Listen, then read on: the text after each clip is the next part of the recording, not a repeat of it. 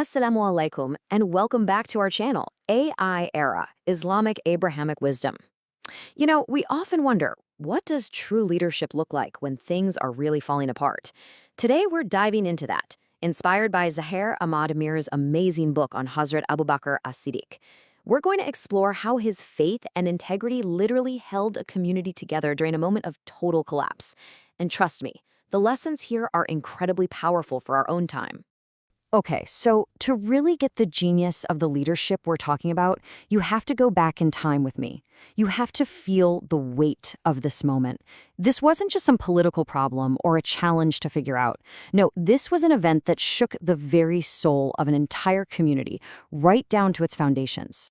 So let's start with what happened right after the Prophet's passing. The community was, well, completely unmoored. Imagine a ship that's just had its anchor snapped in the middle of a raging hurricane. That's the feeling. The chaos was instant, it was overwhelming, and it was a crisis of the heart that threatened to undo everything they had built. Now, this list right here, this isn't just a list of reactions. It's a snapshot of collective trauma. Hearts were literally shattered. Disbelief was spreading like wildfire. Think about that. Even the strongest, most devout companions were struck speechless. The very fabric of the Ummah, the whole community, was about to tear apart. This quote, wow, this tells you everything you need to know about the depth of the shock. This came from Umar ibn al-Khattab, right? A man known for his incredible strength, his rock-solid conviction. The fact that he would react this way just shows you how the emotional turmoil was powerful enough to overwhelm even the strongest of minds. The grief was so deep, people couldn't even process reality. And this is the absolute key to understanding the whole situation. Any typical leadership move, a show of force, some big political speech, would have been completely and totally wrong. This wasn't an external threat. The crisis was a collapse of faith and emotion from within. What they needed was an anchor, not a sword. Any leader who misread this moment would have just poured fuel on the fire. So into this emotional hurricane steps one person, an individual whose composure would become the very anchor that everyone so desperately needed. This is where we see a totally different kind of leadership. It's not defined by loud reactions, but by a deep, profound faith and a very deliberate, steady calm. What he did next was just a masterclass in handling a crisis. Look at how methodical this is, not emotional. First, he goes to see for himself. He confirms the truth. He grounds himself in reality. Only then, once he is fully composed, does he return to the people. He was ready to face that storm, not by shouting over it, but by being the single point of absolute calm and unwavering clarity in the middle of it all. All right, this brings us to the turning point, the moment where all that chaos meets pure clarity. You have one man, and he's not armed with a sword or an army, but with truth and wisdom. He's about to speak, and these words won't just calm the storm. They're going to completely recenter an entire community back on its most fundamental beliefs. We hear about great speeches that launched nations or inspired armies to victory. But this was something else entirely. This speech wasn't about rallying people to fight.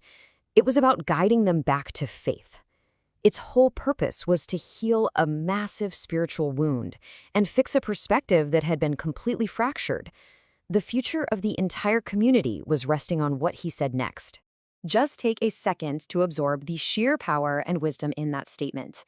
It's so simple, so elegant. In just 2 sentences, Abu Bakr cuts right through all the grief, all the denial, all the confusion. He reminds them of the absolute bedrock of their belief. He gently separates their immense love for the messenger from the worship of the one who sent the message.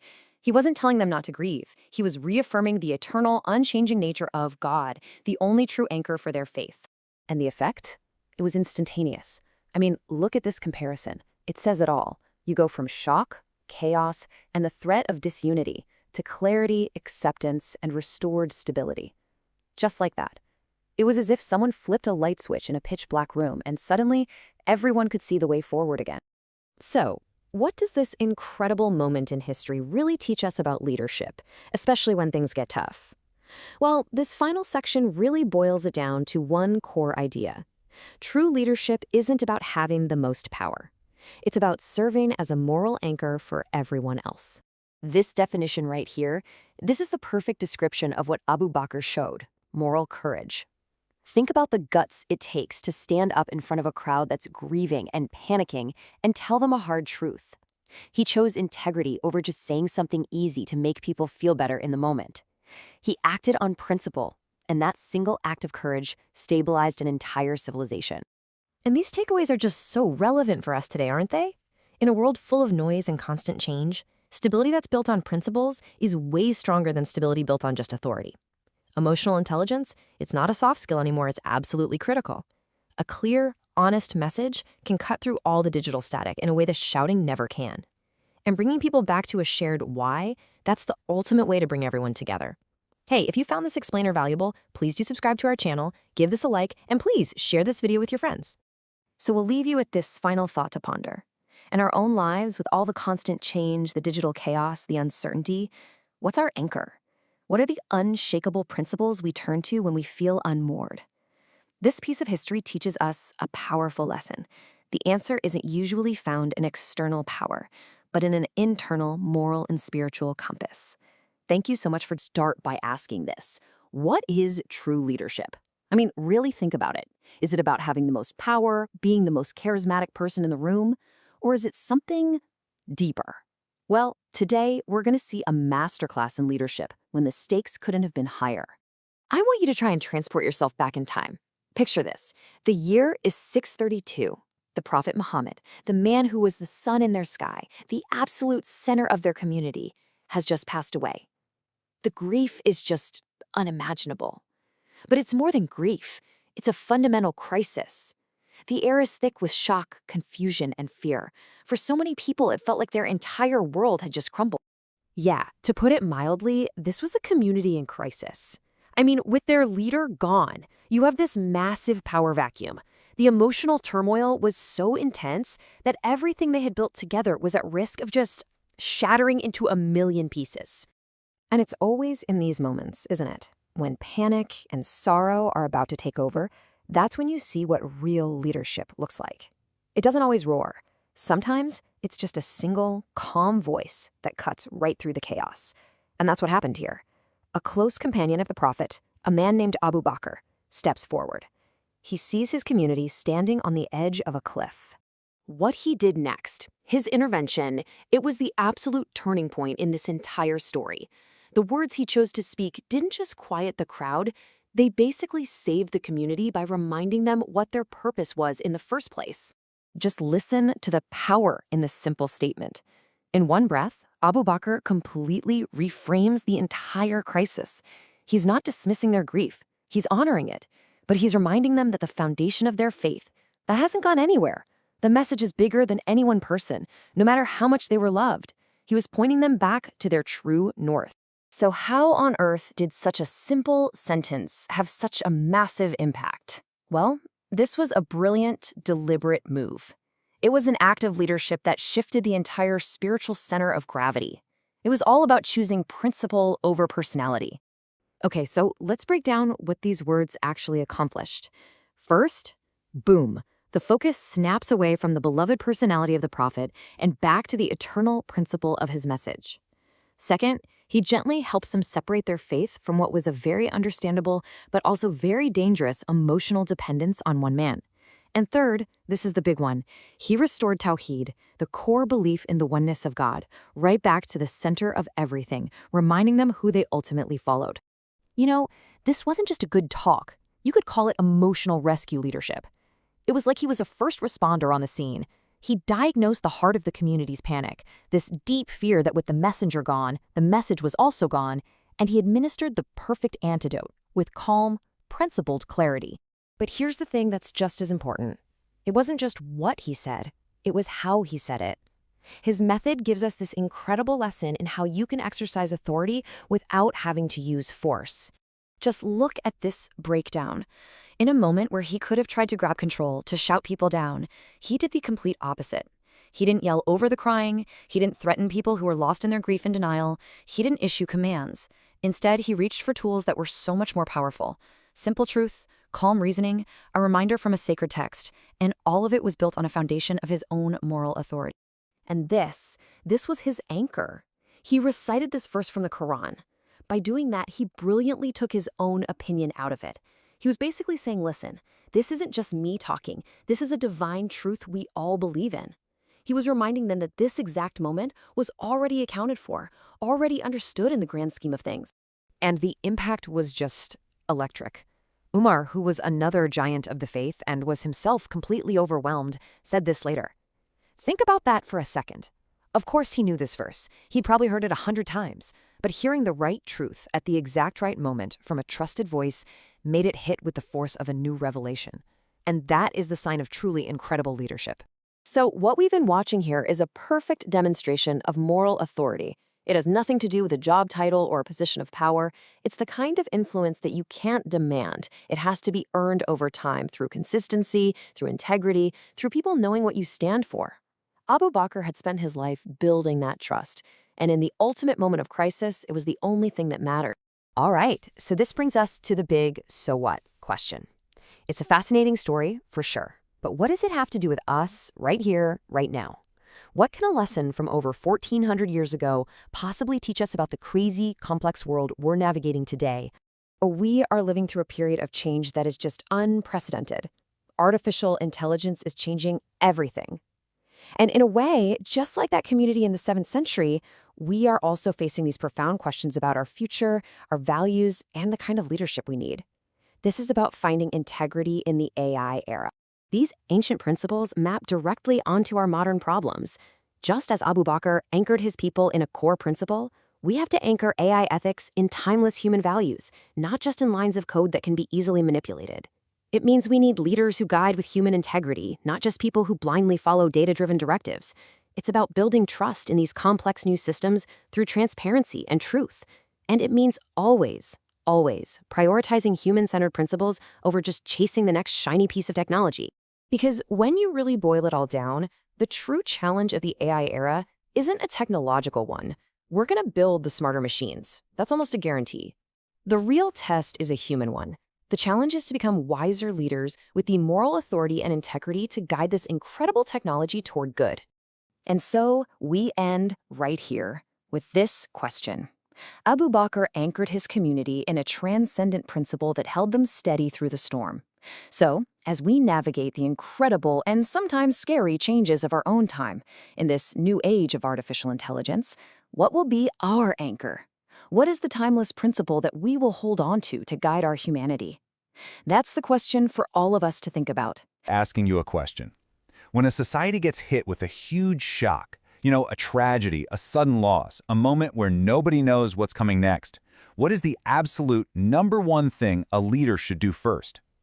I mean, our first instinct, right, is to jump to strategy, to make a plan, to start organizing. But what if that's actually the wrong first move? The answer? It's stability. But hold on. Not logistical stability, not political stability.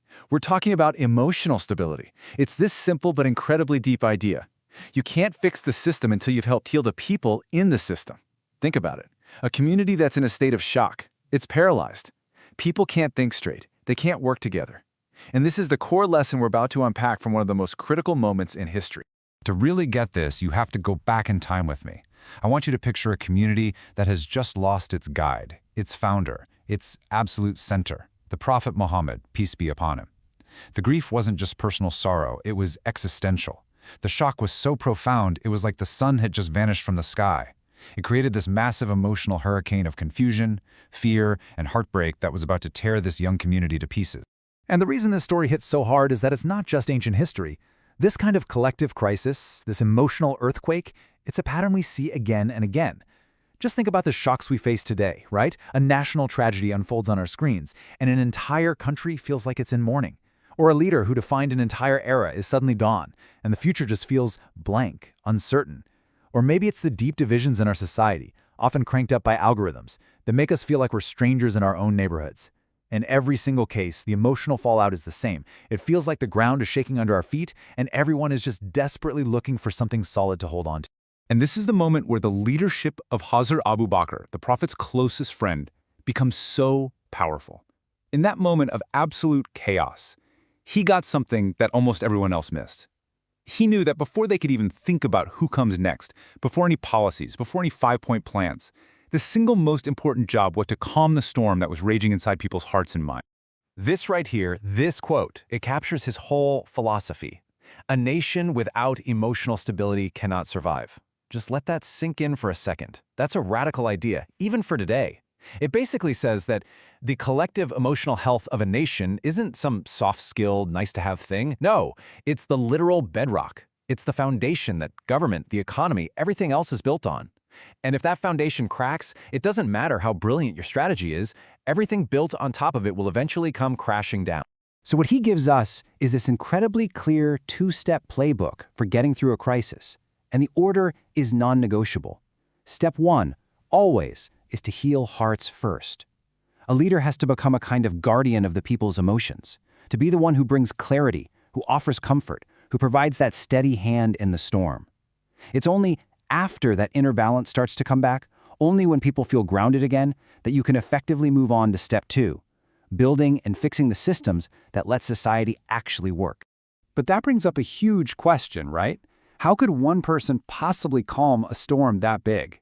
In that moment of intense grief and panic, why would anybody listen to him?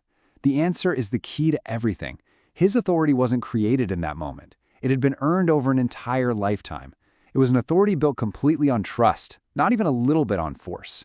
People just trusted him. It was that simple and it was that deep. And it was for very specific reasons. He was known everywhere as As-Siddiq, the truthful. That wasn't just a nickname, it was his reputation, built over decades of honesty. He never, ever wanted power for himself. In fact, he was hesitant to accept it, which, ironically, made people trust his motives even more. His integrity was just off the charts. People saw in him a living example of the very principles he was now asking them to follow. And maybe most importantly, when he spoke, everybody in that crowd knew, deep in their bones, that he had zero self-interest. His only agenda was them, the community. That is where real leadership comes from. And you can really see the difference when you put the two models side by side. On one hand, you've got authority that comes from force, from coercion, and it's always fragile, it's always temporary, because you need constant pressure and surveillance to keep it going. And what does it create? Fear, resentment. It rots a society from the inside out. But then you have authority built on trust. That's a whole different game.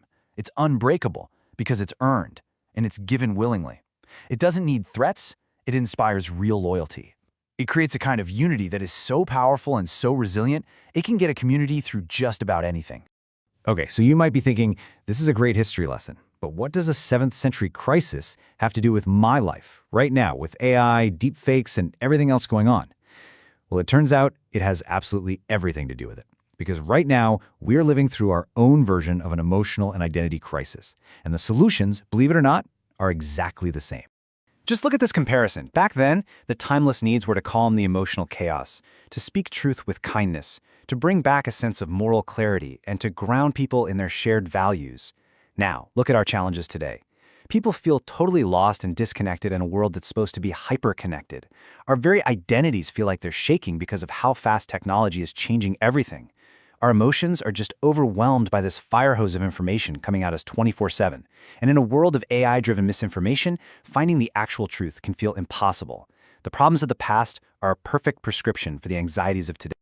So what this all boils down to is a kind of toolkit, a moral leader's toolkit for right now. A real leader's job is to be the calm in the storm. Their role is to restore that moral clarity, not by shouting the loudest, but by actually living it. It's about anchoring us in values that technology can't mess with and shifting our focus away from flawed personalities and back onto timeless principles. And above all, it's about building that unity through trust that's been earned, never through force or manipulation. You know, when we look back at the legacy of Hazrat Abu Bakr, we see he was so much more than just the first caliph. In that one critical moment, his most important job was to be the emotional guardian of the community, the protector of its heart, its soul, and its entire future. The best way to picture his leadership is to think of an anchor. The entire ship of the community was being tossed around in this raging sea of grief and fear. It was about to capsize, and his unwavering faith, his incredible calmness, his deep integrity, that was the anchor. It gave everyone something solid and steady to hold on to. He didn't just tell them to be calm, he was the calm. Now, just for a second, let's play What If. Let's imagine what would have happened if he hadn't stepped up with such clarity. I mean, what if, in that moment, he had hesitated? What if he had let his own incredible grief get the better of him? If he had spoken out of anger or panic, just adding more fuel to that raging emotional fire? The stakes were just that high. The little cracks that were already starting to appear in the community could have split wide open. The entire faith, the unity that had been built over 20 years of struggle, could have been shattered permanently in a single day. But that's not what happened. He didn't do any of that. He stood firm. He absorbed that massive shockwave of grief from the entire community, and he responded not with more emotion, but with calm, principled, faith-filled leadership. He reminded them that their foundation was built on something eternal, something that went beyond any single person, no matter how much they were loved. And the results, well, they speak for themselves. Because of what he did, faith was reaffirmed and actually grew stronger. The community's unity, which was on the brink, survived. Trust and leadership was put back together. And because that vital emotional stability was back, the Ummah, the community, was able to grieve, to heal, and ultimately to move forward. It is just an incredible testament to what happens when leaders put people before politics. And that brings us right back to here. And now, we live in an age that's increasingly defined by complex lines of code and incredibly powerful algorithms. It's so easy to think that the solutions to all our big problems have to be technological. But maybe the most important lessons aren't found in new tech, but in old, timeless character. Which leaves us with one final thought to chew on. In an